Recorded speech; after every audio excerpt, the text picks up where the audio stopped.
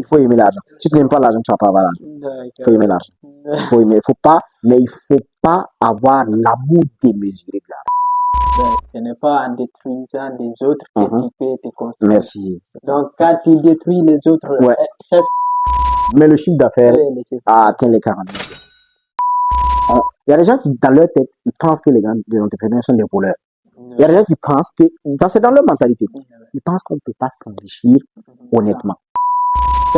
Qu'est-ce que vous préparez pour la Cannes? Parce C'est une que très bonne question. elle nous a loué l'appartement, c'était pas à cause de nous, elle nous connaît. Les bonnes idées viennent de la souffrance. Si vous voulez la vérité. C'est dans vos moments les plus difficiles que Dieu va vous mettre dans le cœur de faire quelque chose pour vous. Peu importe là où tu vis, quand même, n'oublie jamais ton pays. d'où tu vis. C'est ça. Donc, même si tu vas pas. Quand je suis arrivé, c'était chaud. Moi, je n'avais même pas de banquette. Je me suis endormi sur une seule banquette que les.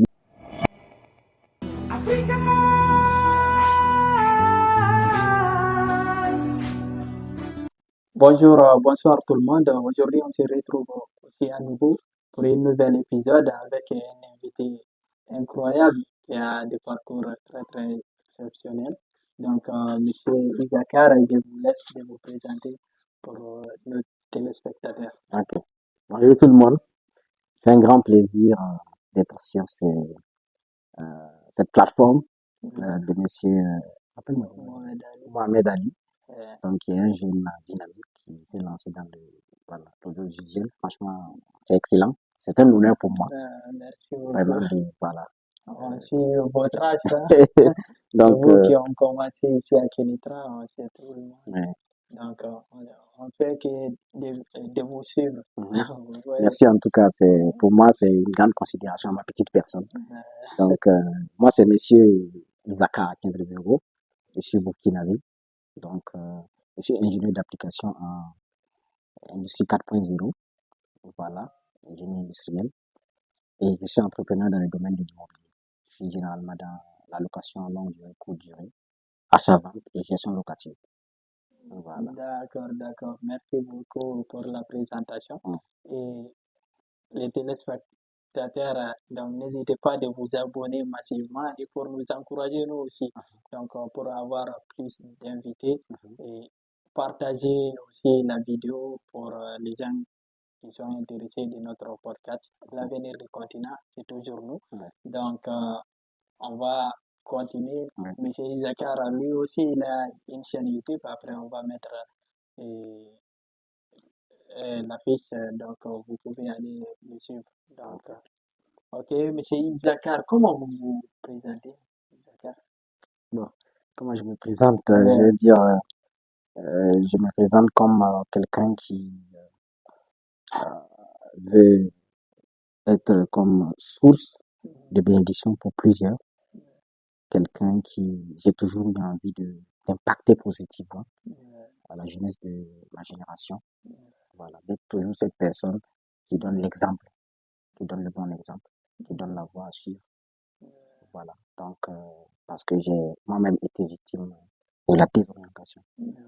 Donc, que vous pouvez nous en parler un peu? La désorientation, ça a plusieurs facettes. Généralement, beaucoup d'étudiants tombent dans ça. Voilà. Donc, quand tu viens au Maroc, tu peux, parce qu'au début, tu as le fougue et la niaque de venir au Maroc, de quitter ton pays d'abord, et de venir au Maroc, ce si grand pays, ce si beau pays qu'on aime toujours. Et on ne fait pas vraiment attention au côté études, côté filière, l'impact que ça peut avoir sur notre vie dans le futur. Voilà. Personnellement, j'étais venu avec un baccalauréat en fabrication mécanique. Voilà, génie de conception de pièces mécaniques. Et là, on me jette en maths informatique. Donc, vous voyez un peu, c'est juste une petite portion de l'histoire. Voilà. Mais si je vous dis ce que cela m'a causé comme dégâts dans mon parcours, c'est incroyable. Ça m'a fait perdre 2 années à la faculté. Donc, je suis pas le seul. Beaucoup de personnes sont passées par là. Des personnes qui ont fait la A, les pays, c'est-à-dire la baccalauréat littéraire, et puis qui viennent ici, on les balance en économie, où ils souffrent en mathématiques, ils n'arrivent pas à s'en sortir. D'autres finissent par rentrer au pays, prédits sans même diplôme. On connaît beaucoup de personnes qui sont passées par là. Et voilà, faisons attention à ça. Voilà, donc c'est juste une petite portion de mon histoire. Par la grâce de Dieu, je suis passé par tout ça, j'ai dépassé tout ça. Et aujourd'hui, je rends grâce à Dieu parce que voilà, j'ai mes diplômes comme il faut. Et voilà, je veux que les gens sachent que voilà, quand on vient ici, c'est pour un objectif, c'est pour réussir sa vie. C'est pas forcément seulement pour prendre son diplôme et partir. Voilà. Tu peux avoir ton diplôme, et si tu as une opportunité ici de te faire de l'argent, ne pas en compte sur toi. Tu peux rester te faire de l'argent. Si tu as trouvé une bonne opportunité de travail, tu peux rester travailler et être utile pour cette Afrique. Voilà. Ok, merci beaucoup pour ce partage. Mais est-ce qu'on peut retourner un peu en D'accord. arrière? Bien Est-ce sûr. que vous pouvez nous parler un peu de votre enfance? Ok. Comment vous étiez... Mon enfance. Ouais. Ok. Bon, il faut dire que je suis de la génération, voilà, des années 90. Moi, je suis de 96. Ça, c'est, voilà. D'accord. Donc, je suis très jeune pour beaucoup de personnes. J'ai même pas les 30 ans. Ah, Ouais, parce que quand tu fais le calcul 96, maintenant, ouais. voilà. Donc, mais j'ai grandi dans une famille modeste. Bon, je dis pas très modeste. On avait le nécessaire. Hein. On avait le nécessaire. Il y avait toujours à manger. Papa nous a inscrits dans de très bonnes écoles. Et voilà, on a vécu, je dirais, dans la classe moyenne, quoi. Voilà. J'ai grandi dans la capitale, à Ouagadougou. Voilà. Donc, J'ai visité Ouaga. c'est un grand plaisir. Tu seras le bienvenu chez nous. J'ai Voilà. quelques amis là-bas. C'est très bien. Très bien. Donc, moi, je suis issu d'une famille pastorale. Voilà. Donc, on a eu quand même une éducation très disciplinée sur ce qui concerne la vie en général. Donc, il n'y a pas une seule personne à Kénitra qui peut dire j'ai déjà vu Isaka dans une boîte. Ça, c'est un exemple banal. Donc, c'est une vie nimbée de discipline. C'est une vie de rigueur. Notre papa n'était pas quelqu'un de très courtois avec ce qui concerne les choses qui sont pas bien. Voilà, comme vous pouvez l'imaginer dans le monde chrétien. Donc, tout ce qui est attrait au péché, tout ce qui est attrait aux choses pas trop claires. Donc, c'était vraiment puni à la maison. Donc, on a vraiment été dans une famille très, très, très, où c'était vraiment la rigueur et la discipline. Voilà, tu peux pas rentrer à une certaine heure, tu peux pas sortir comme tu veux, les kermesses à l'école, tu n'y vas pas. Donc, c'était une enfance, je dirais, un peu renfermée, mais qui donne un avenir plus discipliné et responsable. Donc, mais est-ce que vous avez tiré des bénéfices pour ça? Parce que et souvent, les gens qui ont des éducations ou des parents qui sont, je ne dirais pas très sévères, mais qui sont rigoureux, qui éduquent leurs enfants et qui disciplinent aussi leurs enfants.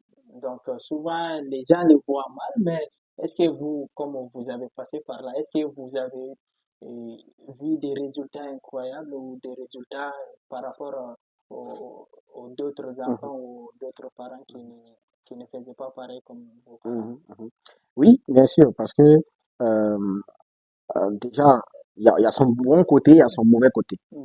Quand déjà dans l'éducation de l'enfant, tu sers très dur l'enfant, quand l'enfant aura une opportunité où tu ne seras pas à côté, l'enfant risque de faire des choses, des dégâts terribles. Voilà, parce que quand tu sers trop l'enfant, ça renferme l'enfant. Ça fait que quand l'enfant peut-être va loin de toi, l'enfant va vouloir faire peut-être des choses. Voilà. Ouais. Voilà pourquoi beaucoup de personnes ils sont tellement serrés leurs enfants que quand les enfants sont venus à la suite au Maroc ou ailleurs, ils sont carrément rentrés dans dans de mauvaises choses, dans la drogue, dans des trucs pas très bien, quoi. Voilà. Donc, Ils ont eu cette liberté. Ils ont eu cette liberté, donc ils veulent profiter. Voilà, c'est le très mauvais côté quand les parents ont exagéré dans la dureté, quoi. Voilà. Sinon, en principe, moi, de mon côté, je dirais que c'est vrai bien que sévère, papa était ouvert. C'était pas le genre de papa où, voilà, tu as tellement peur de lui que tu peux pas lui parler. Donc, il était ouvert. Donc, ça fait que ça m'a rendu responsable. Ça m'a rendu responsable. Donc, peu importe dans les situations dans lesquelles je me retrouvais, tant que c'est moi, j'assume et j'avance. Donc, ça m'a rendu, ça fait en sorte que je sois l'homme que je suis aujourd'hui. Courageux, qui ne recule pas devant les choses. Voilà, donc, c'est très important. Voilà. Quand c'est trop laissé aller aussi, c'est pas bon. Il faut garder juste le juste équilibre, quoi. Voilà, le juste milieu. Exactement. D'accord, d'accord. Non, quand même, ça aussi, on le remarque sur vous. Quand même, moi, personnellement, quand je vous vois, mais, et on ne se connaît pas beaucoup, on ne Oui, se c'est côtoie pas beaucoup, mais quand je vous vois comme un homme responsable. Ouais. Vous voyez, ça se voit, donc, un homme responsable et un homme qui a des valeurs et des principes. Ouais. Donc, ok, merci beaucoup et on va toujours continuer. Hein. Mais comment Ok. vous êtes venu ici au Maroc? Quand vous êtes venu, c'était comment au début? Oh, Au début. c'est une bonne question. Mhm. Moi, je suis arrivé en 2017. Hein. Je suis arrivé en 2017. J'ai d'abord fait euh, quelques jours. J'ai fait presque 2 semaines, non? 2 semaines à Mohamedia. Ouais. Le temps de trouver la chambre ici à Ouais, Kenitra. Kenitra. Voilà, donc il y a pas mal de personnes qui connaissent mon parcours. Les anciens sont encore là. Ah, L'ancien président de la CISAM est là. Donc je suis venu, j'ai habité avec. c'était qui? C'était Justice à l'époque. Ah, À l'époque, Justice. oui. Ouais. C'est un Congolais. Jusqu'à là, il est au Maroc, il Ah, travaille, il est bien. ouais. Donc c'est l'une des personnes qui m'ont beaucoup soutenu. Mhm. Je leur passe un coucou, parce que si jamais il me regarde. Espérons bien. Justice, Yannick, franchement, Mhm. c'est des personnes qui ont été là pour moi. Quand je suis arrivé, Mhm. j'ai été hébergé par un Tchadien. Mhm. Lui n'est pas là, il est dans un autre pays. Donc, j'ai été hébergé par lui. On était dans une chambre de près de combien 600 ou quelque chose comme ça. Je pense que moi, ma part, je payais 300 et quelques dirhams. Je pense 367 comme ça, par mois. Je partageais avec lui le salon. C'était pas un salon cloisonné, mais c'était un grand salon qui avait une porte. Une porte normale, carrément. Voilà. C'était juste l'immeuble derrière ici, à Casablanca. Bon, on n'avait pas connu les cafés de Casablanca, je pense pas. C'est un café en haut c'était un café qui était à côté de Pharmacie Centre-Ville. Il y avait un café là-bas. Ah oui. Il y avait un grand café là-bas. Ah, Oui. c'est à côté. Oui, en bas, il y avait, quand tu laisses la Pharmacie Centre-Ville à gauche, à ta droite, il y avait, maintenant c'est devenu un magasin de meubles. Ah oui, Oui, ah, oui. je connais. Avant, c'était un endroit un grand café étudiant. Ouais. Voilà. Nous, on habitait en haut. Ouais. Voilà. Je connais. Si. Donc, vraiment, pour jouer la chambre, même, c'était compliqué. Mhm. Et finalement, j'ai pu avoir là-bas, j'ai fait, je pense, une année et quelques. Mhm. Voilà, avant de pouvoir trouver ailleurs. Et quand je suis arrivé, Mhm. bah, c'était chaud. Moi, je n'avais même pas de banquette. Ouais. Je me suis endormi sur une banquette, une seule banquette que l'église m'a donnée. Ouais. Voilà, une seule banquette. Et il y a quelqu'un aussi qui était venu me donner un matelas. Il y avait un matelas, une place dans la chambre là-bas. Mhm. Donc, le gars m'a dit d'utiliser en attendant. Donc, bon, le matelas là, il dépasse légèrement la banquette. La banquette. C'est un matelas d'une place. Donc, qu'est-ce qu'il faut faire pour trouver l'équilibre? Il fallait coller ça un peu au mur et puis se Donc, débrouiller. J'ai fait comme ça. Et jusqu'à c'était après, les galères. c'était vraiment la galère. Et puis les draps que moi j'avais amenés du pays, c'était pas des draps. Ça, c'était pas des couvertures. Ouais. C'était pas des couvertures qu'il fallait pour le foie. Quand même, c'est pas Ouais. les mêmes. Oui, c'est ça. Et un jour, il y a un grand qui est venu. Il est encore là d'ailleurs. Il y a d'autres, je le salue au passage. Il m'a dit, mais petit, tu dors dans ça? Non, mais le foie, tu es ici. Non, c'est pas possible. Non, écoute, j'ai un truc, un drap, un truc, une couverture chez moi. Je vais donner au pressing. Tu vas payer, puis tu prends la couverture. Ça m'avait marqué. Jusqu'à aujourd'hui, ça m'a marqué. C'est un geste peut-être que pour lui, c'était rien, mais pour moi, ça m'a fait un grand bien, quoi. Je suis allé, j'ai trouvé l'argent, je suis allé payer les frais. C'était juste les frais de lavage, du pressing. Voilà. Je suis allé prendre ça. Ça m'a aidé jusqu'à ma deuxième année. Franchement, c'est un soutien que j'ai eu au début. Et puis, le président de la CESAM à l'époque, Justice, qui m'a intégré très vite dans les activités de la CESAM. C'est moi qui ai fait l'annonce de la sortie d'Ifran. Ils m'ont mis sur Facebook, j'ai envoyé le lien à mes parents. Franchement, c'était un début très bien. Mais côté fac, c'était le calvaire. Pour moi, le côté fac, c'était vraiment le calvaire. Quand j'arrivais en classe, je voyais rien carrément, je comprenais rien. Entre l'arabe et truc et les maths, mais laisse tomber. Voilà, donc. Donc, c'était comme ça. Mais par la grâce de Dieu, on s'est adapté. Et voilà, on s'est en sorti, quoi.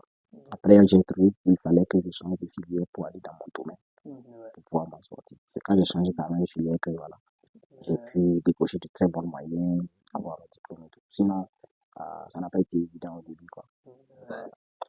Quand même, dans ce que vous venez de dire là, et ici au Maroc, j'ai remarqué une chose que j'ai beaucoup aimé, c'est le soutien. On ne regarde pas d'où tu viens, tu vois. Donc, quand tu viens ici, tout le monde, c'est la Ouais, famille, donc tout le monde ça s'entraide. s'entraide, oui. Donc, quand même, c'est une chose très, très exceptionnelle et j'apprécie beaucoup. Ouais. Et comme vous venez de dire, Congo et C'est Burkina, très loin. c'est très loin. Mais Ils m'ont au moins, adopté comme leur petit frère. Dans l'appartement, franchement, je me sentais vraiment bien. Même des fois où les parents tardaient avant d'envoyer l'argent, moi je partais toujours dans sa chambre. Quand c'est chaud, il était comme un grand frère pour moi, tu vois. Quand c'était chaud chez moi, je pars dans sa chambre là-bas. Ah, il me dit, petit, tu as mangé? Je dis, non, j'ai pas encore mangé. Ah, il sait très bien cuisiner, il cuisine et puis je mange. Même parfois, quand je sens que c'est dur pour moi, que je stresse, que je veux rentrer dans la dépression, c'est dans sa chambre que je trouvais vraiment une sorte de paix. J'étudiais là-bas calmement. Franchement, jusqu'à là, je lui suis infiniment reconnaissant. Ouais. Et aussi les liens entre les bleus, les anciens et les bleus. Parce que les bleus, les anciens, ils prennent les bleus comme leur enfant ou leur petit Ouais, frère, tu c'est vois. ça. Même si on ne te connaît pas au début, mais Ouais. quand même, c'est une très très bonne expérience Ouais, pour moi. ça c'est vrai. Mais je vais pas finir cette partie des questions sans rebondir sur le fait qu'il y a de très mauvais anciens. Il faut qu'on en dénonce ici. Il y a de très mauvais anciens. C'est-à-dire que parce que le bleu est bleu et qu'il ne connaît pas, il va abuser de lui. Il va abuser de lui. Et ça, c'est vraiment très grave. Ouais, tu vois le bleu qui vient, tu sais qu'il ne connaît rien. Et au lieu de l'aider, tu abuses de lui. Au lieu que, par exemple, le bleu, il habite avec toi.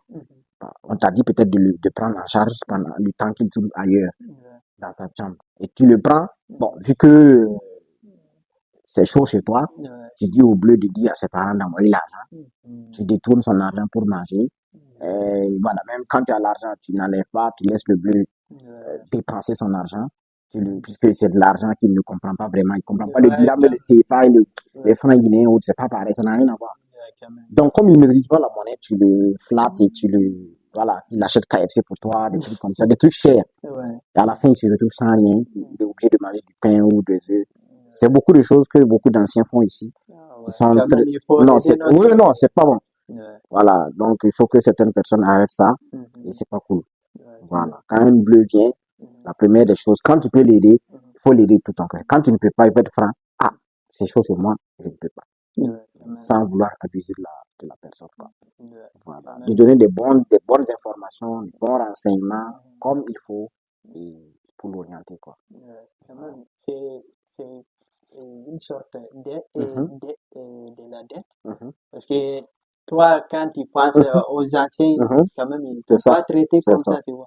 Même s'ils t'ont traité comme ça, mais c'est pas voilà.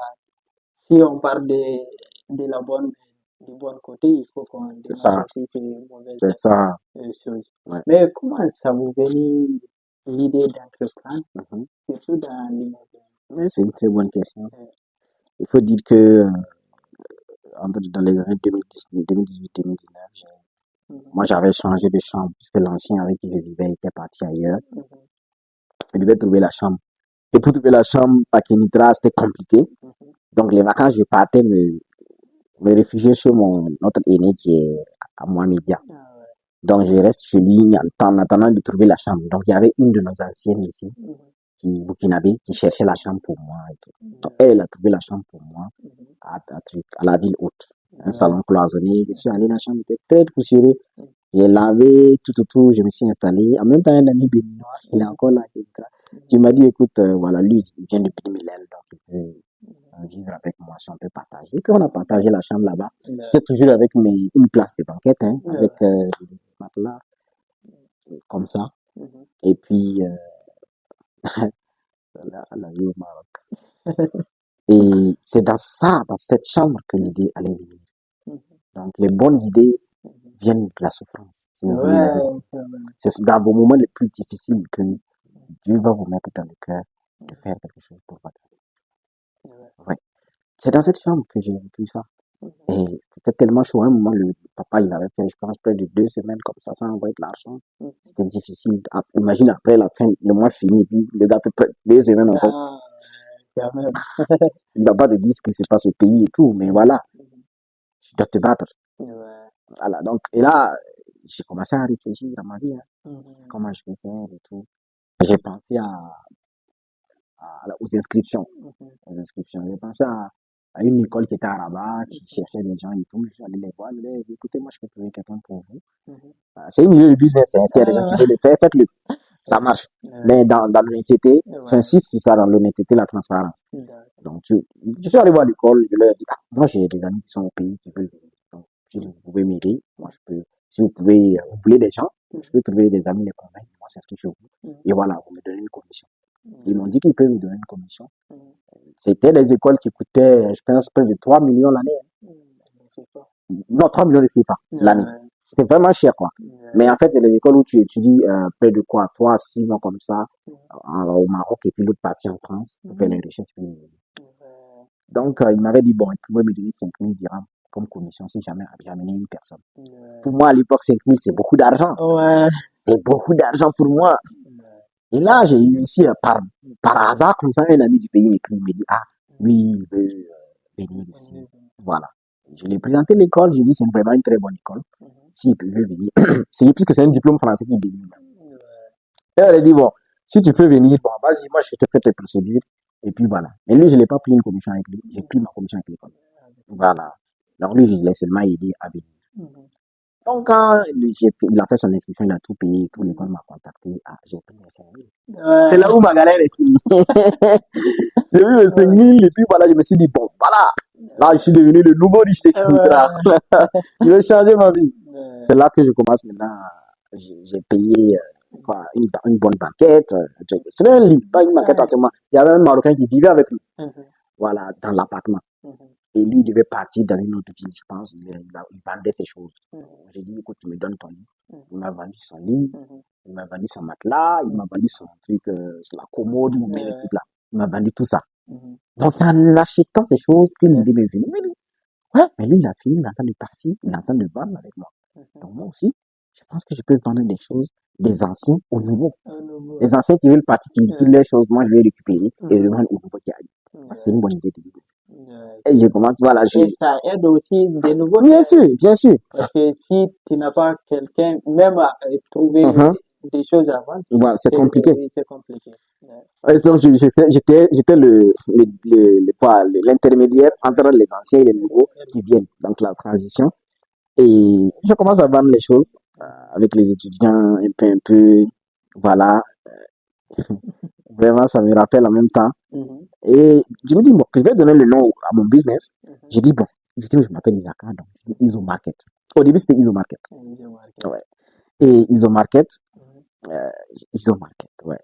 Au début, c'était ça. Et la vidéo, j'ai un ami qui était dans le domaine de l'infographie au pays. Il dit que tu me fais une bonne vidéo là. Comme quoi, le concept c'est, tu déménages, tu désires revendre tes affaires, contacte Iso Market au 06 45 14 23 49. Il m'a fait une très belle vidéo comme ça. Où il y avait je pense que la vidéo existe sur Facebook. Où il y avait un véhicule qui vient avec des bagages, qui déménage et tout, et puis voilà. Et ça capte, c'est comme ça. Avec le temps, bon, ISO, c'est beaucoup de choses. Il y a beaucoup d'entreprises qui s'appellent ISO, il y a beaucoup de choses. Et après, j'ai changé, j'ai enlevé le O, c'est resté AS Market.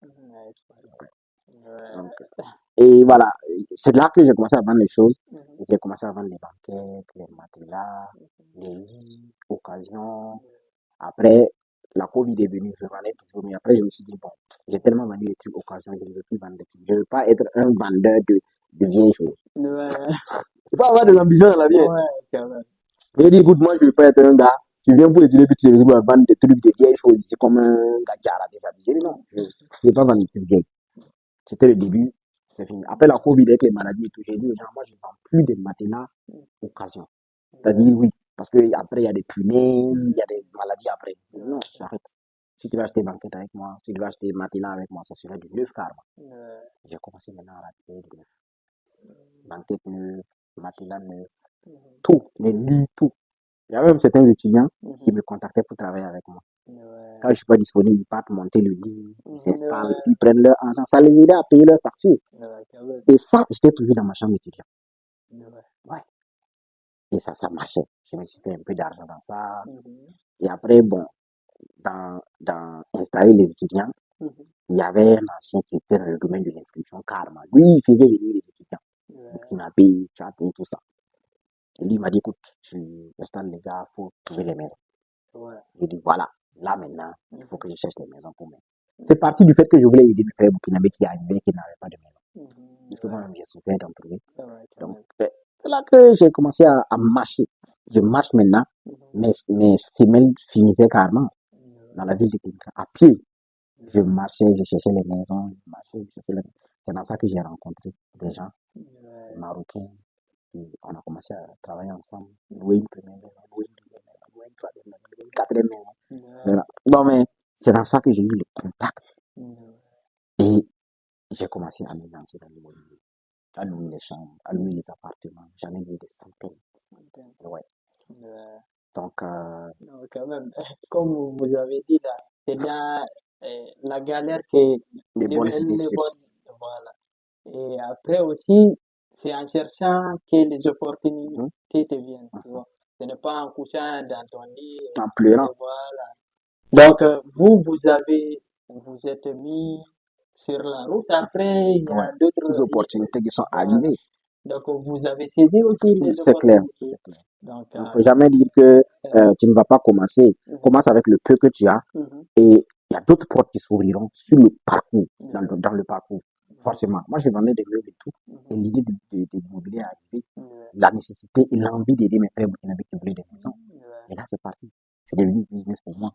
J'ai loué des chambres, j'ai loué des appartements. Et aujourd'hui, qu'est-ce que je fais? Je gère. Je loue pas seulement, je gère. Donc, c'est comme ça petit à petit. Et puis, on avance, quoi. Et il faut jamais prendre les choses à la légère. Il faut les faire. Quand tu veux faire une activité, peu importe le business que tu veux faire, il faut mettre du sérieux à 100%. Même c'est important. Ouais. Les gens veulent entreprendre, mais ils ne mettent pas du sérieux. C'est-à-dire que le gars, c'est quand peut-être ses choses sur lui, il commence à faire. Et puis après, quand il vient, il laisse. Tous ceux qui me connaissent savent que chaque jour, je poste des maisons. Chaque jour, je fais des annonces. Facebook, WhatsApp, imagine ça pendant toutes ces années. Imagine cette constance-là. La constance et la consistance, ça fait partie du domaine. Mais c'est vous-même qui... C'est la discipline. C'est la discipline. Vous ne payez pas beaucoup la commission, donc qu'est-ce que vous voulez? Est-ce que moi je vais recruter des gens qui vont faire la com pour moi? Ouais, c'est vrai que j'ai des gens qui s'occupent parfois de mon infographie et tout. Mais après, moi aussi, je me débrouille avec les Canva Pro et tout. Parfois, je fais mes bricolements, même, et puis les publie. Voilà. Donc, c'est ça. C'est petit à petit, puis l'oiseau fait son nid. Voilà. Si après, on veut devenir une grande société, compagnie qui embauche même des étudiants qui finissent, il faut qu'on tape. Il faut qu'on mette en place des choses, il faut qu'on travaille sérieusement et tout. Donc, c'est ça, en fait. Amen. Non, ça. Mais j'ai même entendu que vous êtes la première personne qui a commencé de faire l'immobilier ici à Kenitra. C'est pas vrai. C'est pas vrai. Mais pourquoi c'est pas vrai? Oui. Pourquoi c'est pas vrai? Parce que moi, de façon, voilà, des personnes qui viennent de l'Afrique subsaharienne. C'est pas vrai. Pourquoi je dis que c'est pas vrai? Parce qu'avant moi, il y avait des anciens qui faisaient ça. Qui faisaient ça pour aider les frères burkinabés, les frères tchadiens, maliens qui venaient et tout. Mais ils n'ont pas fait de ça un business sérieux. Moi, je suis venu, je l'ai pris au sérieux. J'ai mis en place l'agence, le bureau était là, tout à côté de la police, les gens venaient chez nous au bureau. Vraiment une agence, quoi. Sérieusement fait. C'est moi. Donc, dans ce côté, c'est vous, mais... Voilà. Donc, de façon, quoi, je vais dire, entrepreneurial, business, vraiment sérieusement fait, c'est moi qui suis, voilà, le premier à Kinitra, côté étranger. Voilà, côté subsaharien. Et je l'ai fait vraiment dans le temps. C'est-à-dire, pas une année et puis l'autre année, je ne fais pas. Je l'ai fait avec discipline durant toutes ces années. C'est la raison pour laquelle ça a donné des fruits. Ça a donné le nom. Si tu veux être connu, il faut créer de l'impact dans la vie des gens. Que ce soit positivement ou négativement, les gens vont parler de toi. S'ils n'ont pas parlé de toi, tu ne vas pas être connu. Dans tous les cas, voilà pourquoi aujourd'hui, ceux qui ont compris la politique et l'algorithme des réseaux sociaux, ils créent les buzz. Pour juste qu'on parle de ça. L'objectif derrière, c'est qu'on parle de ça. Voilà. C'est juste que moi, j'ai pas voulu faire côté buzz, mais j'ai juste voulu marquer positivement les gens, quoi. C'est mieux aussi de marquer positivement, mais quand tu marques négativement, ça peut faire des buzz, mais quand même, voilà, c'est pour dire, si tu veux. Si toutes ces années, j'étais un arnaqueur, personne n'allait me contacter aujourd'hui. Donc, c'est vraiment. Et vous ne serez pas là. Amen. Donc, c'est ça. Amen. Et mais après vous, il y a d'autres personnes qui ont commencé de suivre. Mais vous les voyez comme des concurrents ou c'est une fierté pour vous? Oh, c'est une fierté. C'est une grande fierté de savoir que les gens te regardent. Et les gens veulent faire comme toi. C'est parce que tu fais du bien que les gens te regardent. Si tu fais de mauvaises choses, les personnes ne veulent imiter une mauvaise personne. C'est parce que tu fais quelque chose de bien que les gens cherchent à être comme toi, activité, à se lancer dans ce que tu fais. Voilà, c'est une sorte d'amour. Pour moi, c'est une sorte d'amour à mon égard. C'est une sorte je trouve que je suis une source d'inspiration. Donc, c'est bien. Pour moi, je trouve que je suis encore très petit. Je ne suis même pas arrivé là où je vais arriver là-bas. Et s'il y a déjà des gens qui regardent ça comme quelque chose de truc, bah, gloire à Dieu. C'est très bien. Très bien. Mais par contre, il faut faire attention. Il faut toujours faire la part des choses. Il y a des gens qui ont de mauvaises intentions. Ils pensent que c'est en détruisant ta lumière qu'ils vont se faire voir. Quand c'est comme ça, c'est pas intéressant. Au lieu qu'on se mette ensemble pour aller loin, d'autres personnes essaient de te tirer vers le bas. Bon, quand c'est comme ça, pour salir ton nom, salir ta réputation, juste pour rien, ou bien, voilà, quand c'est comme ça, c'est là où c'est pas intéressant. Mais tant que les personnes sont de bonne foi et veulent travailler avec toi pour aussi se faire de l'argent, bah, c'est avec plaisir, quoi. Avec plaisir. Ça aussi, c'est vrai. Ce n'est pas en détruisant les autres que tu peux te construire. Merci. Donc, quand tu détruis les autres, c'est ce que tu... Pour toi aussi, ça va. Voilà. C'est comme ça la vie. Hein. C'est ça. En même temps, c'est un domaine qui est rempli de mafieux, de personnes très vicieuses. C'est un domaine, que ce soit de notre côté ou de l'autre côté, c'est un domaine très infecté de mauvaises personnes. Des personnes qui te volent, qui disent qu'ils veulent t'aider, mais au fond, c'est juste parce qu'ils veulent prendre ton argent et ils ne veulent pas te donner le service. Voilà, donc, faut vraiment être comme un loup, savoir détecter ce genre de personnes et mettre une barrière. Mais comment vous arrivez à gérer tous ces appartements? Actuellement, vous avez à peu près combien d'appartements à gérer? Oh, une dizaine. Ouais. C'est de courte durée ou de longue durée? Courte durée comme longue durée, les deux. Courte durée comme longue durée. Et ce depuis maintenant 3 ans. Voilà. Donc on est en train d'aller loin, on est encore en train d'acquérir encore d'autres. Oui. Donc cette année on en a acquis, donc les années passent. Voilà, donc et c'est pas mal, on rend grâce à Dieu. À partir du moment où on avance, c'est ce qui compte. Et c'est quoi votre business model? Est-ce que vous pouvez nous expliquer un peu de votre business model? Donc, le business model, c'est vrai que je suis beaucoup plus centré sur les étrangers.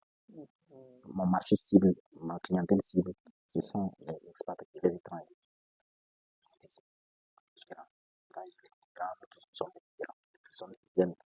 Que ce soit pour les études, que ce soit des personnes qui viennent pour le travail, des stages professionnels, des fonctionnaires internationaux. Donc, c'est plus centré sur eux. Ça, c'est le marché cible. Voilà. Donc, après, il y a plusieurs concepts dedans qu'on fait pour les étudiants. Par exemple, nous, on loue des chambres. Parfois, quelqu'un qui veut remplacer, on fait ça. On loue des appartements longue durée, courte durée. Donc, c'est un peu ça. Mais le marché cible, vraiment, c'est les étrangers. Voilà. J'ai toujours dit aux étudiants, vous n'êtes pas mes clients, vos parents sont mes clients. C'est eux qui décossent. Ouais, quand même. Parce que nous, les étudiants, on n'a pas d'argent. Vous n'avez pas d'argent. Donc, c'est pas vous mes clients. Ce sont vos parents qui sont mes clients. Ouais, exact. Mais au côté pour acquérir des appartements, quand même là, ça fait, comme vous vient de dire, et ça fait 3 ans, donc ça veut dire que votre business est basé sur la confiance, Oui, tout d'abord. bien sûr. Parce que on sait tout, tous, et les, les Marocains ou les nationaux, donc ils ne peuvent pas faire une confiance aveuglément avec un étranger qui vient de nulle part Ça, c'est vrai. après de lui confier un bien qui vaut plusieurs Ouais, c'est des centaines millions. de millions d'euros. Ouais. Ah. Mais les appartements, est-ce que vous vendez au Oui, oui, oui. On est dans la vente également. dans la vente? Oui, on en vend. Ouais. Donc, Mais ici à Kenitra, les prix moyens pour un appartement. oh, ça dépend de la localisation. Au centre-ville ici, Mhm. au moment, le prix du mètre carré, c'était dans les 9000 dirhams. Mètre carré. Oui, le mètre carré, 9000 dirhams, 10 000 dirhams. Ça va encore augmenter. C'est vrai qu'il y a des maisons qui sont encore dans les 8000, 7000, rarement, mais c'est toujours dans cette fourchette, quoi. Voilà. Donc, il y a même des étrangers qui ont des appartements ici, achetés, des propriétaires. Il y en a un qui a acheté il n'y a pas longtemps dans les 680 000. 680. Voilà, donc, Des chambres deux chambres salon. salon. Cuisine américaine, douche italienne. Bien joli. C'est des fonctionnaires ou c'est des... Oui, C'est c'est des des grands types. businessmen. C'est des grands types. C'est des gens qui ont investi peut-être dans leur pays, qui ont ramené l'argent ici. Ouais, quand même. Voilà, donc, il y a pas mal de personnes qui sont posées. Il y a des gens qui se tapent vraiment de l'argent ici. Ils sont à l'aise. Donc, si jamais vous pensez que le Maroc, c'est un pays de transition où il faut venir et puis continuer, bah, je suis désolé. Ces dernières années, le Maroc n'est plus un pays de transition. C'est devenu un hub, une destination. Beaucoup de familles commencent à s'installer ici. Et même des Français, je vais vous choquer, mais il y a des Français qui viennent ici. La plupart veulent faire leur retraite ici. Comme ne pas payer des taxes. Et puis ils sont à l'aise ici. Les gars, ils vivent comme un roi, quoi. Quand même, ça se voit. Ouais. Quand même, moi, je vois le Maroc comme le pays du futur. L'avenir. Il a plusieurs avenirs. Ouais. Donc, leur pouvoir est stable. Donc, et La aussi, sécurité. voilà, la sécurité aussi, ça compte vraiment. Parce que là, ici, tu peux sortir à n'importe quelle heure, tu n'as pas peur que quelqu'un te suive ou des braquages et tout. Donc, et l'argent aussi, ça circule partout. Et souvent, tu vois des caches dans les rues et personne ne s'intéresse. Donc, quand même, c'est une bonne chose et c'est un pays aussi en cours de développement et qui s'intéresse aussi des développements et il a une très bonne diplomatie aussi. Donc, avec l'Afrique subsaharienne, avec d'autres pays, d'autres continents, quand même. Géostratégiquement parlant, le Maroc est excellent. Très positionné le Maroc, c'est la porte d'entrée de l'Europe. Donc, c'est pas pour rien que beaucoup de migrants veulent passer par là pour entrer. Donc, c'est un pays qui est en train d'attirer beaucoup d'investisseurs. Beaucoup. Parce qu'il y a de l'avenir. Dans 10 ans, bah, je pense que le Maroc va pas être loin de Dubaï. Ils sont en train d'être très loin.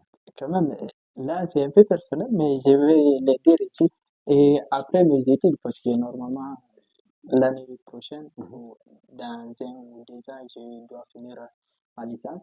Donc, j'aimerais bien me pencher dans l'entrepreneuriat et tout, la création de contenu, et me lancer, de me focaliser dans l'entrepreneuriat parce que je me vois plus dans l'entrepreneuriat que dans l'instant. voilà, que de devenir un fonctionnaire ou un salarié, tu vois. Donc, dans ça, pour les pays, parce que là, actuellement, je préfère rester ici que de rentrer au pays parce qu'on vient tous du pays du Sahel, donc je suis malien. Et on voit comment les choses se passent là-bas. Donc, en étant entrepreneur, quand même, c'est très, très difficile d'avancer. Quand même, on reste toujours des bons patriotes, mais en restant ici, on peut bouger les choses très vite, très facilement au pays. Donc, je reviens, tu es en train analyser un peu. Jusqu'à maintenant, j'ai pas encore décidé. Est-ce que je vais rester ici ou je vais partir à Dubaï ou quelque chose comme ça. Quand même, mais Pose des questions. l'avenir, je crois beaucoup au Maroc.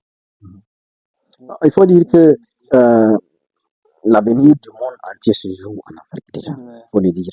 L'avenir du monde entier se joue déjà Mhm. en Afrique. Voilà. Et je ne sais pas, tu es dans quel domaine d'études? J'ai fait du droit, mais c'est très penché dans la Dans diplomatie, la diplomatie. études politiques internationales. Ah, ok. Tu sais, les pays du Sahel, Ouais, les pays du Sahel sont extrêmement riches. ouais, très riche.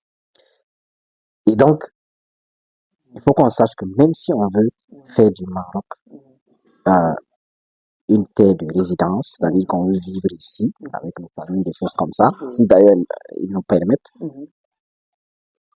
il faut que ce soit un devoir pour nous Ouais, d'accomplir des grandes choses dans le pays. ouais, quand même. C'est-à-dire de faire bouger les choses. Ouais, Inch'Allah. Voilà. Vous allez voir que la plupart Mhm. des Marocains qui vivent à l'étranger, Mhm. ils investissent beaucoup ici. Beaucoup, beaucoup. Ouais. Tu vois toutes ces maisons, la plupart des propriétaires sont à l'étranger. Mhm. D'autres sont allés étudier, ils sont restés. D'autres sont allés enseigner, ils sont restés. D'autres sont allés pour des affaires. Et ils reviennent toujours acheter des maisons ici. Ouais. Des appartements, ils construisent, ils font bouger les choses. Ils font bouger le pays. Ouais. Ils font avancer les choses. Pourquoi nous, on vient ici pour étudier? Parce que eux, ils font partie des premiers qui étaient allés étudier en Europe. Ouais, quand même. Donc, les professeurs d'université Oui, qu'on a, la souvent majorité, c'est ça. oui, Ouais. même partout dans les rues, quand tu vois parfois, j'ai l'impression, j'ai fait cette remarque beaucoup, je vois parfois les cliniques, docteur Tan, à étudier ici, mais la plupart c'est des pays, Allemagne, oui, Belgique, Ukraine, des ouais. trucs comme ça. Donc, ils font vraiment partie des personnes qui ont pu amener des cerveaux, quoi, Ouais, des pays quand qui même. sont revenus. La majorité de la diaspora, Ouais. ils sont revenus Ouais. investir ici. Ils sont revenus entreprendre ici, ouvrir leurs cliniques, ouvrir leurs hôpitaux. C'est pour ça qu'il y a ils ont de la matière grise, Ouais. ils ont ça. La raison pour laquelle on vient ici Mhm. pour apprendre, Ouais, quand même. voilà, et ils ont de la compétence. Ouais, Ils ont de la compétence. Donc, vraiment. tu vois, une petite fille de 23 ans, elle a déjà doctorat. Ouais. C'est une réalité qu'on vit ici. Donc, franchement, c'est une terre où il faut profiter, Mhm. apprendre les choses, chercher des compétences pour aller faire bénéficier nos frères. Même si on ne va pas y vivre, Oui, qu'on fasse des choses, quoi. ouais, quand Acheter même. des maisons, vendre des maisons, créer des entreprises là-bas, Ouais, c'est pour ça, c'est bien. ouais, quand même. Et peu importe là où tu vis, Mhm. quand même, n'oublie jamais Ton pays. d'où tu vis. Mhm. Tu vois. C'est ça. Donc, même si tu vas pas y vivre, mais comme vous et moi, Mhm. on a un peu des choses en commun. Mhm. Donc, vous êtes déjà entrepreneur. Mhm. Donc, moi, je me considère pas un entrepreneur à Mhm. 100% parce que je fais des études à côté. Donc, mais quand même, c'est cette voie que je Il faut vais prendre suivre soin dans de la vie. l'aventure. Donc, et si on veut entreprendre, on peut entreprendre ici Mhm. et faire bouger des choses là-bas. Ouais. Parce qu'un entrepreneur, Mhm. Ouais. c'est un polyvalent. Ouais. Ouais. Ouais. Et ils savent gérer des trucs, même s'il n'est pas sur place. Mhm. À résumer, dans un seul mot, c'est un leader. Ouais. Ouais. Donc, un leader, même dans son absence, il peut Ouais.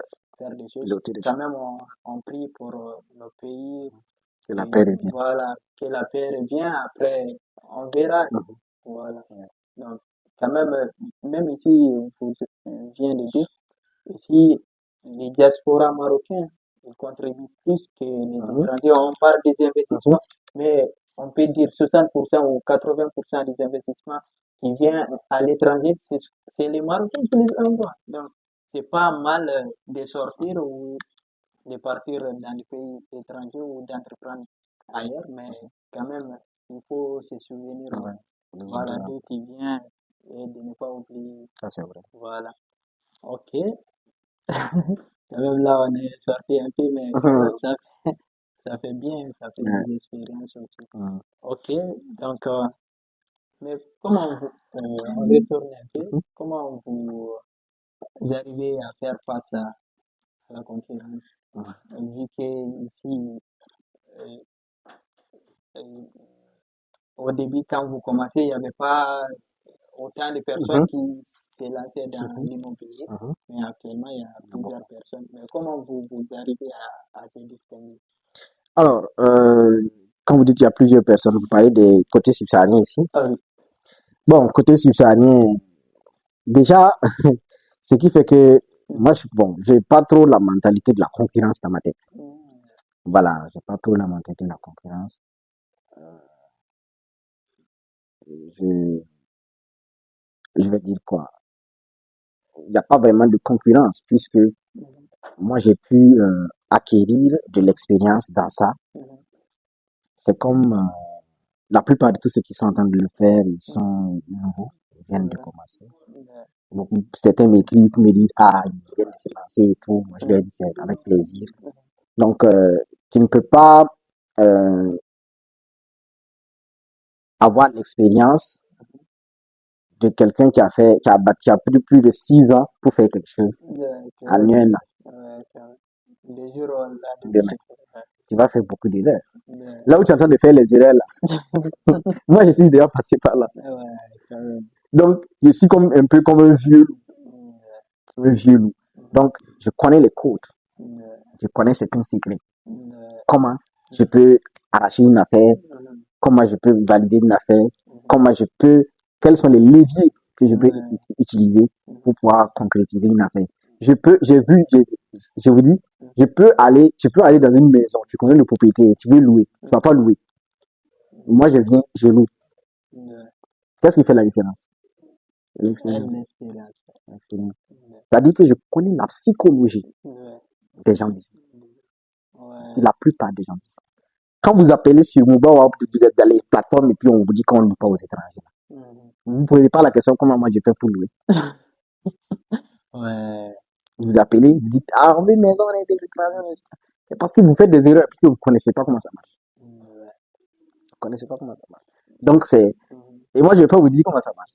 Mais je vais simplement vous faire comprendre que dans tout métier, il y a des secrets.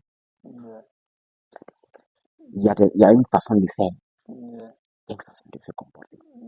Pour pouvoir avoir les affaires, pour pouvoir avoir les maisons. Et comment tu vas pouvoir louer, comment tu vas convaincre tes clients. Les gens pensent que l'immobilier, c'est aller montrer une maison et puis louer. C'est la maison est ici. Donc, donne ton argent. Ça, c'est pas l'immobilier. Ouais, quand même. C'est très difficile. Il y a quelque chose qu'il faut faire derrière. Il y a beaucoup de choses. Il faut savoir convaincre le propriétaire. Il y a des codes. Tu peux bien parler en français, mais le gars, il te classe pas. Parce que tu connais pas sa mentalité. Quelle est l'expérience qu'il a eue avec les étrangers ici? Déjà, comment les gens voient les étrangers ici? La plupart des étudiants, c'est comment les propriétaires les voient. Parce que ce que les gens oublient, c'est que beaucoup d'étudiants ont détruit des maisons ici. Ils ont détruit les maisons ici. Et ici, les gens, ils sont du genre, quand tu es de telle nationalité, il y a des propriétaires, quand tu es de telle nationalité, tu es rentré chez lui et tu as gâté la maison, il va dire qu'il ne va plus jamais louer à cette nationalité. Ils sont un peu comme ça. Voilà. Non, j'ai déjà loué à cette nationalité. Les Maliens, non, jamais. Il y a des propriétaires qui demandent, vous êtes de quelle nationalité? Ou bien, il dit, j'ai déjà loué ma maison à des filles. Non, c'est pas la peine. Je ne loue plus jamais aux filles. Je vais louer aux garçons. Après, il loue aux garçons. Ah non, je ne loue plus. Donc, c'est ça. Si tu ne comprends pas le mindset de ces gens, comment tu peux évoluer parmi eux? Et une petite anecdote, quand nous étions arrivés, le premier appartement qu'on a pris, c'était à Birami. Donc, on était en contact direct avec la propriétaire, c'était une dame. Et il a dit une chose qui est en train de le confirmer ici. Et on l'a appelée, elle nous a loué l'appartement, c'était pas à cause de nous, elle ne connaît pas. C'était à cause des filles étudiantes qui vivaient dans l'appartement. Donc, ils ont pris soin de l'appartement et tout.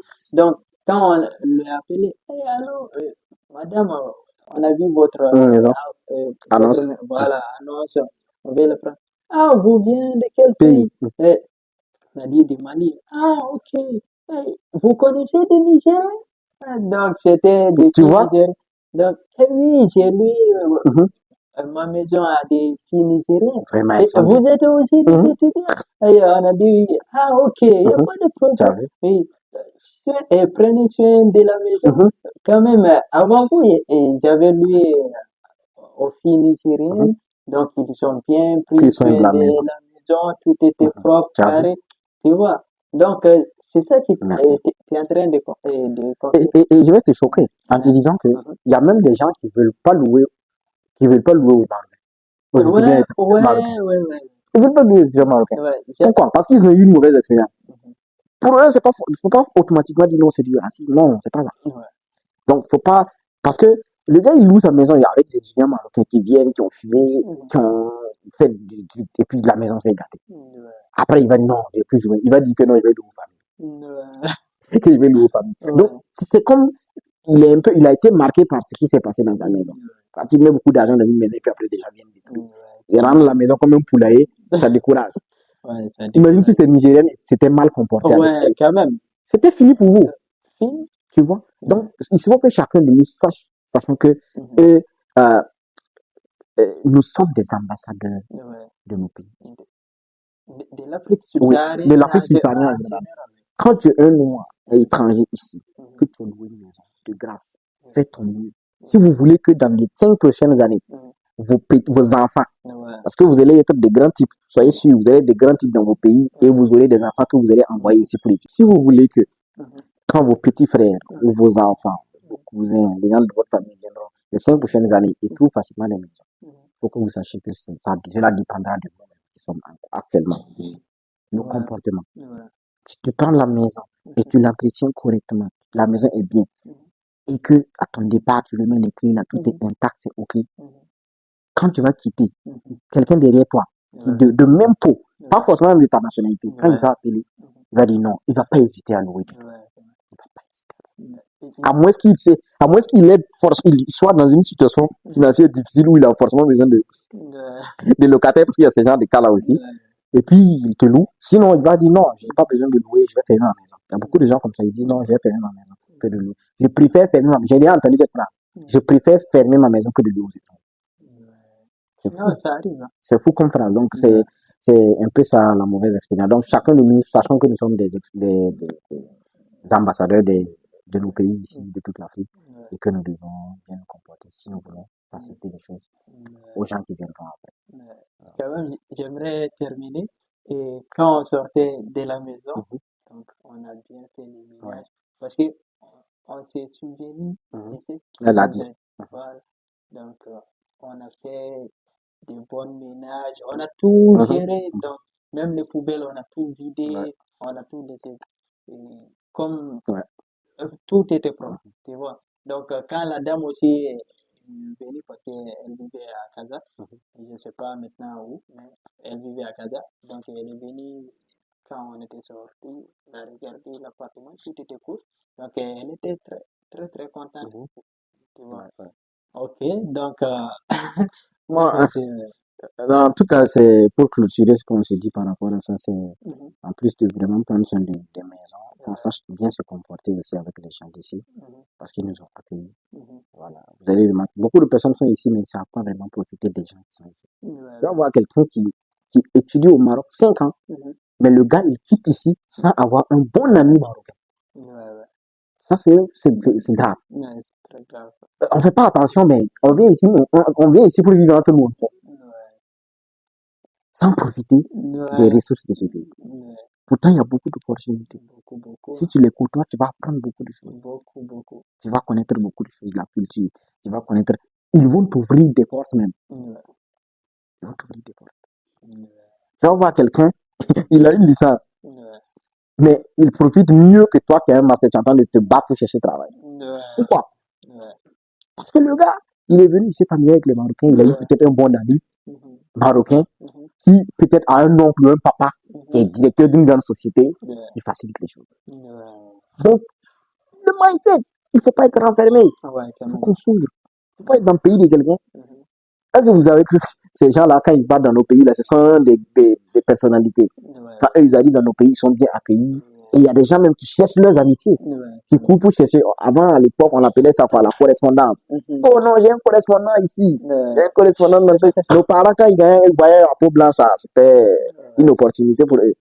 Voilà. Je dis pas que ils sont supérieurs, non. Mais je veux qu'on sache que ce soit ici ou que tu sois dans notre pays, il faut savoir profiter des autochtones du pays, des nationaux du pays, oui, des gens du pays. Parce qu'ils ont beaucoup de ressources. Et tu vas remarquer même à la fac, les gars, ils ont les codes, ils ont les bons devoirs, les bons corrigés. Mais tant que tu ne lui demandes pas, tu ne vas pas avoir. Mais si tu lui demandes, il te donne. Avec plaisir. Oui, ils envoient les devoirs, les corrigés dans les groupes. C'est ça. Ils sont toujours dans le progresser ensemble. Voilà, même dans leur histoire de tricherie à l'école, là, tu vois qu'ils s'entraident, non? Donc, c'est cette mentalité que nous devons avoir. C'est d'ailleurs ce qu'il n'y a pas chez nous, en Afrique subsaharienne. Les gens, chacun pour soi. On est trop, voilà, on est trop fermé, on n'est pas ouvert. Donc, chacun tient le premier de classe, il sait se cacher pour faire. Je ne dis pas de tricher, mais dans le mindset d'évoluer ensemble, c'est très important. Très, très important. Et ça aussi, ce que tu viens de dire, parce que moi, déjà, j'ai étudié en arabe au pays. Donc, quand je venais ici avec mon colocataire, nous deux, on a fait tous les arabes au pays. Et quand nous étions venus ici, donc, tu sais, quand tu es nouveau dans un pays, forcément, tu vas galérer. Bien sûr. Forcément, tu vas galérer. Mais nous, les deux, on essayait un peu d'améliorer notre arabe, donc on côtoyait avec les nationaux, tu vois. Donc, ça nous a beaucoup plus aidé que les autres, tu vois. Donc, quand même, je confirme à 100% ce que tu viens de dire.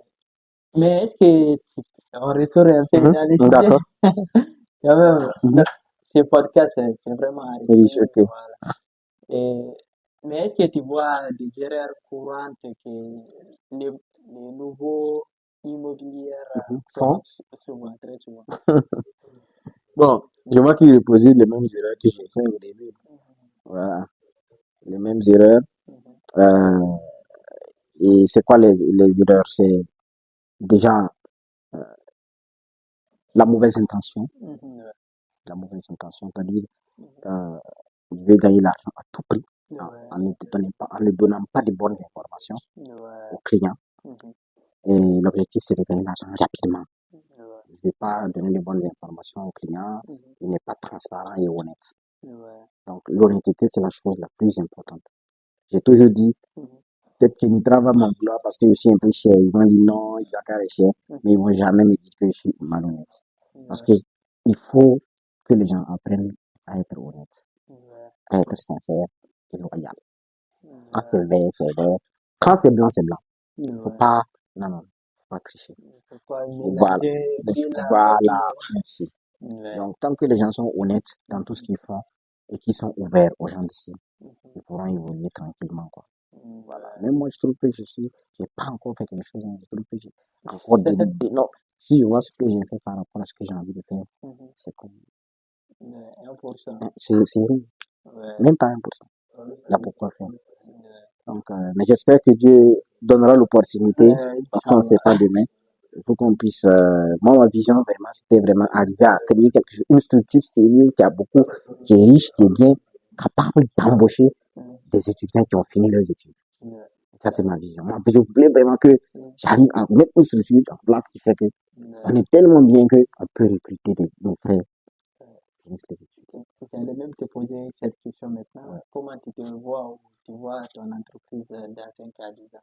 Ah oui, à 5 à 10 ans, j'aimerais vraiment arriver à gérer plus de maisons, vendre plus de maisons et surtout avoir de bons bailleurs de fonds, avoir des possibilités de financer la construction entière d'un immeuble qui va pouvoir héberger les étudiants. C'est-à-dire, tu quittes l'aéroport, tu arrives avec ta valise, tu payes le loyer, tu ne payes pas de caution,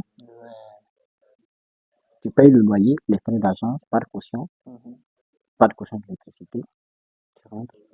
Faire en sorte que tu sois comme dans un studio où il y a tout dedans, peut-être à 1000 dirhams. Au centre-ville, tu rentres avec la valise, tu commences tes études. Ça va beaucoup aider. Ça va beaucoup aider. et faire un suivi continuel pour que les étudiants ne gâchent pas les choses. Parce que d'ailleurs, quand ils viennent du pays, c'est des mauvaises habitudes. Ça claque les portes, pim, pim. Après, vous êtes étonné que les poignets sont détruits. Donc, c'est des mauvaises habitudes comme ça qu'on cultive à l'enfance et puis après qu'elle s'en aussi. Après, on est étonné que la maison est détruite. Donc, ce sont des choses comme ça. Après, on fait le suivi. Et puis, on rend les choses bien pour que quand ils vont partir, que d'autres personnes puissent venir, que ce soit bien, que ça puisse être continué. Il ne faut pas qu'un étudiant vienne encore et en train de souffrir pour chercher une maison. Il faut qu'il soit tout le temps déjà bien réuni. Quand il vient, il rentre. Ça, c'est vraiment ce que je prie que Dieu m'aide à réaliser. Voilà, qu'il lui donne l'envie. Voilà, que ça puisse arriver. Surtout, j'ai le cœur pour les étrangers, quoi. Pas seulement les étudiants, quoi. Les étrangers qui viennent et qui galèrent pour trouver des maisons. Beaucoup se sont fait arnaquer. Voilà, donc, c'est pas bon. Et surtout, les étudiants, ce sont la classe la plus fragile. Et comment réussir dans l'immobilier? Ça, c'est une grande question. Est-ce que moi, j'y viens d'abord? Moi, il y a une bailleuresse, une de mes partenaires d'affaires, qui m'a dit, Zaka, tu es très honnête et transparent. Si tu veux aller plus loin dans la vie, sans tomber, il faut garder cette valeur. Il faut garder cette valeur. Si tu veux, oui, la transparence et l'honnêteté, il faut être honnête avec les gens. On dit que qui vole un œuf, volera un bœuf. Et ici, je vais vous donner ce secret. Les gens d'ici testent beaucoup. On va te tester pour voir comment tu es. Quand même. Oui. On va te tester. Comment les gens font pour parfois recruter les nounous dans les maisons? Ils t'amènent dans la maison, ils te donnent par exemple 3 jours d'essai. Tu es dans la maison, tu te lèves le matin, tu vois qu'il y a les 10 dirhams qui sont partout. Si tu es un voleur, une voleuse, tu vas penser que c'est une opportunité pour toi. Tu commences à ramasser les petits 1 dirham, les 10 dirhams, tu mets dans ta poche. À la fin, la période d'essai est finie. En tout cas, tu es gentil, merci beaucoup, mais on va pas pouvoir continuer avec toi. Ou il te commence à te poser des questions. Est-ce que tu n'as pas dit 10 dirhams ici? Est-ce que tu n'as pas vu 20 dirhams ici? Tu vas dire, non, je n'ai pas vu. C'est du vol. C'est du vol. Et donc, elle va savoir qui tu es. Donc, elle ne pourra plus continuer avec toi. Qu'est-ce qu'elle va dire? Merci beaucoup, tu es très gentil, mais on ne pourra pas continuer avec toi. C'est quand même, je trouve aussi très, très logique. Parce que avant de faire confiance à une personne, il faut des effets. Bien sûr. Merci. Bien sûr. Donc, surtout à côté de l'argent. L'argent. C'est très important. Avec des biens très, très précieux. Il faut tester d'abord. Bien sûr. Faut tester. Si quelqu'un veut te confier, on dit que qui vole un œuf volera un bœuf. Si on te confie un œuf, que tu le casses, que tu le voles, tu as volé l'œuf, tu vois, on te donne le bœuf. Tu vas le voler encore. Donc, c'est ça. Les gens vont te tester avec petit truc. Tu vas te faire une petite confiance pour voir qui tu es. Et si on se rend compte que tu as échoué déjà à ça, c'est fini. Tu vas plus. Il allait peut-être t'ouvrir de grandes portes. Mais comme tu as failli à ça, c'est fini. Donc, vraiment que tous ceux qui veulent entreprendre sachent que il y a des gens qui, dans leur tête, ils pensent que les entrepreneurs sont des voleurs. Il y a des gens qui pensent que, c'est dans leur mentalité, ils pensent qu'on ne peut pas s'enrichir honnêtement, sans voler. Quand ils voient les milliardaires, les gens qui sortent, qui ont des véhicules qui sont bien, ils se disent que des malfaiteurs ou des malhonnêtes. Oui, c'est ça. Moi, dans mon parcours, j'ai eu à avoir des opportunités de me faire de façon malhonnête, de me faire beaucoup d'argent. Si moi, je voulais vraiment me faire de l'argent à tout prix. Non, il y a longtemps, moi, j'ai des voitures. Déjà, voilà. Donc, mais je vous assure, j'ai eu de mauvaises propositions. Des propositions où on te dit, voilà, tu ramènes des petites. Il y a des gens qui vivent de ça. Tu ramènes des petites, voilà, il y a des grands types de fonctionnaires internationaux qui viennent ici. Et voilà, tu loues la maison, il est très content de toi, il te dit, écoute, voilà, trouve-moi les petites. Je te donne. Tu commences à rentrer dans ça. Tu rentres tu commences à trouver les filles. Tu te dis que non, c'est rien, voilà, c'est pas toi qui vas coucher avec elle. Tu ramènes la petite et tout, lui, il fait ce qu'il veut, et puis il te donne les 20 000 euros, les 10 000 euros. C'est beaucoup d'argent pour toi. Voilà, mais comment tu l'as acquis? Donc, vraiment, je vous assure, c'est des choses, et cette jeunesse-là, on doit vraiment se méfier. Quand tu veux vivre longtemps sur la terre, il faut réfléchir de beaucoup de choses. Il faut vivre avec tes principes. Pas vivre au hasard comme un animal. C'est très important. Voilà, donc, pour toi, ton podcast, c'est une opportunité pour moi de parler à cette jeunesse et que, voilà, les gens se réveillent, quoi. Parce que si tu veux aller très vite, tu vas tomber. On ne peut pas aller très, très vite. Il ne faut pas essayer d'aller très, très en voulant l'argent. C'est extrêmement grave. Ouais. Donc, que Dieu nous aide. Je vois aussi les entrepreneurs. Donc, on les dit souvent que je dis pas, quand je dis des entrepreneurs, je parle de bons entrepreneurs parce que quand même, dans une catégorie, donc il y a des bons, il y a des bons. Donc, et des entrepreneurs, je parle de bons entrepreneurs, et on dit souvent ils aiment de l'argent, ils payent ça, mais quand même, c'est pas mauvais d'aimer l'argent, mais les bons entrepreneurs, ils peuvent gagner plus que, tu vois, et plus qu'ils gagnent, mais quand il y a des principes, quand il y a des valeurs, quand même, tu ne peux pas te permettre de faire n'importe quoi. Et aussi, quand il y a de l'argent, tu vois, c'est pas parce que tu as menti ou tu peux gagner beaucoup de l'argent, honnêtement. Donc, tu peux devenir milliardaire, honnêtement, ça c'est vrai. Sans passer par les faux. Voilà, sans faire du mal à personne. Et ça, c'est d'ailleurs une phrase que j'ai dit à Anthony. Zaka, tu aimes l'argent. Tu aimes l'argent.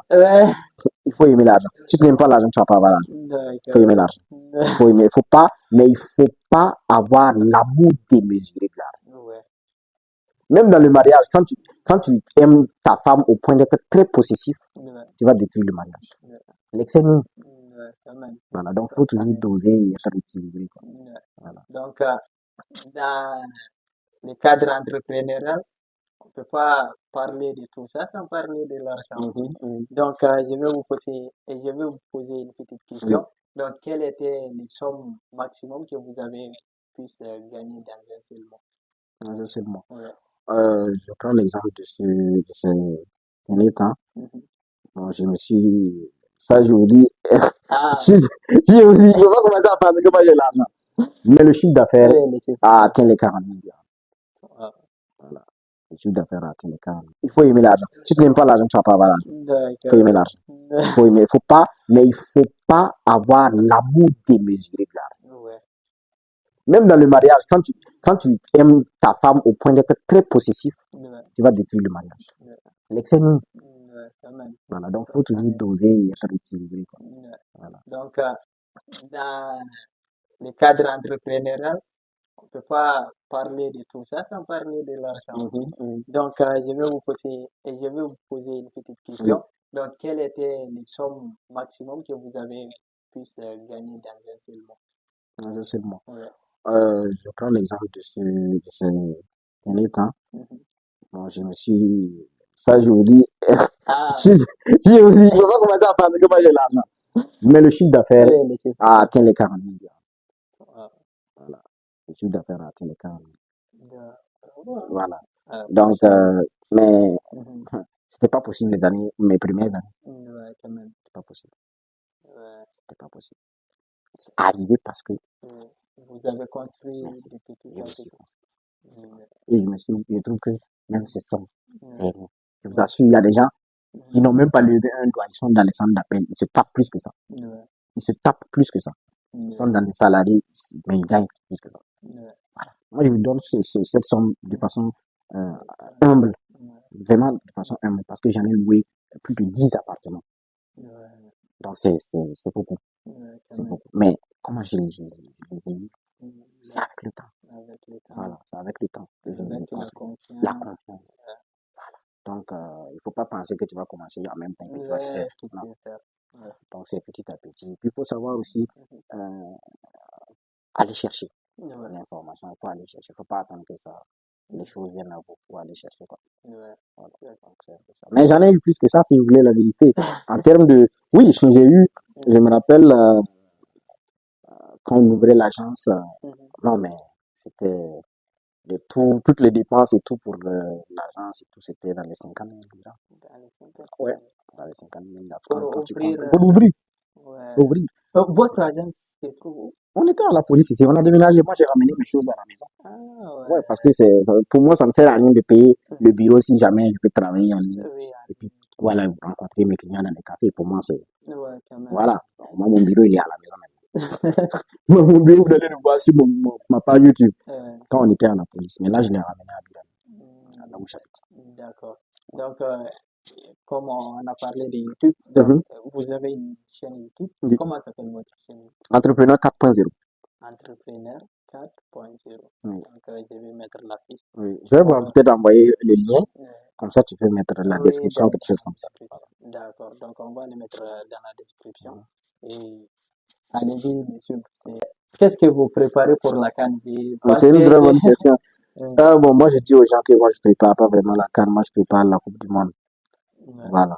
Parce que pour moi, quand je fais mes statistiques, j'ai mes propres données que je fais. Je connais à peu près, voilà, le pouvoir d'achat de mes gens.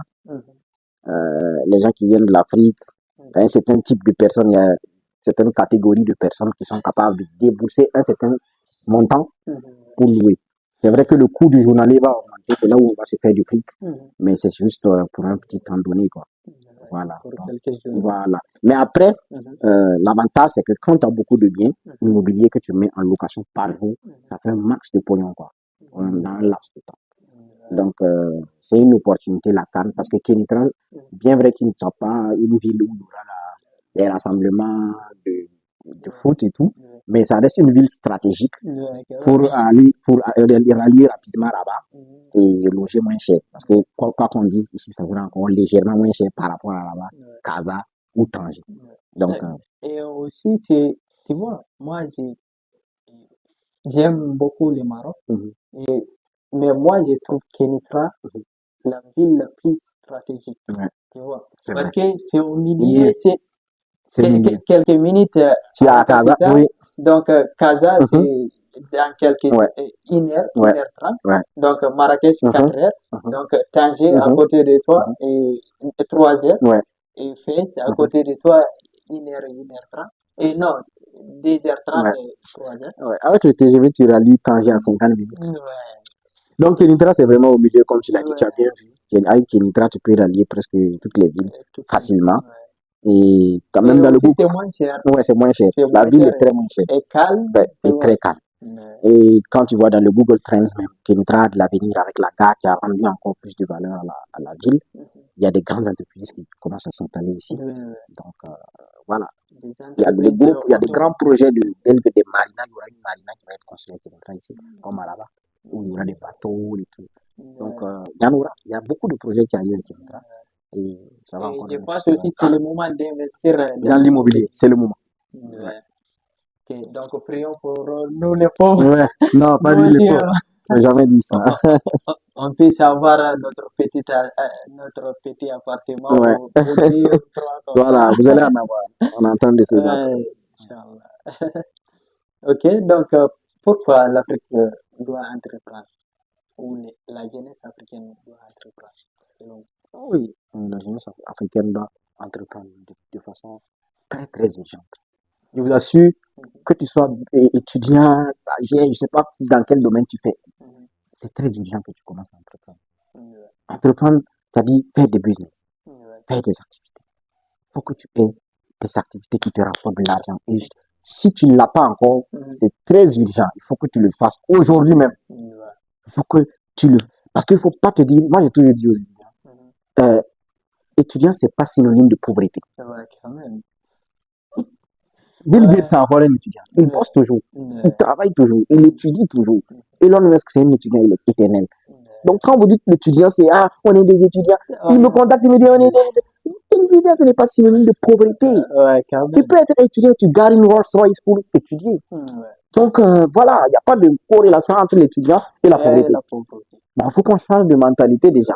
Donc, il y a trop de stéréotypes dans ça. Ça, c'est vrai. Il faut déjà briser ces mauvaises mentalités d'abord avant de penser à... Voilà. Donc, pour moi, c'est urgent pour l'Africain d'entreprendre parce que l'Afrique est en chantier. Et comme je disais tout à l'heure, l'avenir du monde se joue en Afrique. Les 50 prochaines années, je vous assure. podcast s'appelle L'avenir du Tu continent. l'as, ouais, Donc, c'est ça. ouais, Voilà. Pourquoi les grandes entreprises se ruent en Afrique en ce moment? Les Chinois, les Singapouriens, les Américains, les Européens. Pourquoi ils viennent en Afrique ces dernières années? Pourquoi ils viennent en Afrique? même les Émiratis. Voilà. L'or et tout, c'est eux Ouais, qui. Oui, on parle de Dubaï, oui. Abu Dhabi et tout. Ils Mais viennent ils chez nous. viennent chez Oui. nous. Non, C'est qu'il y a quelque chose là-bas. ouais, quand même. Voilà. Donc, Ils c'est viennent pas urgent. pour rien. C'est le moment de créer des entreprises de l'or, diamant, des entreprises de import-export. C'est le moment qu'il faut vraiment qu'on travaille et qu'on crée des entreprises, quoi. C'est le moment. Vraiment, c'est le moment. Ouais. C'est le moment. Sincèrement. Surtout nous aussi au Sahel, donc Ouais, surtout. ouais, Donc, c'est très quand même urgent. on a beaucoup de choses à faire en prix pour avoir la stabilité. Quand même, Ouais. je compte faire beaucoup de choses au Sahel parce qu'il y a beaucoup de choses, il y a beaucoup de blancs à chérir, tu vois. Donc, il y a beaucoup aussi de l'argent à faire. Bien Il y a sûr. des milliards de Des dollars milliards. à faire, Bien sûr. tu vois. Et on peut devenir des milliardaires ici en Afrique. Quand même, moi, je vais être Ouais. un exemple pour Ouais. ça, tu vois. Donc, c'est à cause de ça que je lutte pour Dubaï et le Ouais. Maroc. C'est bien. Donc, je vais Vas-y, me fonce. construire en Fonce. Afrique ici Fonce. et devenir. Fonce.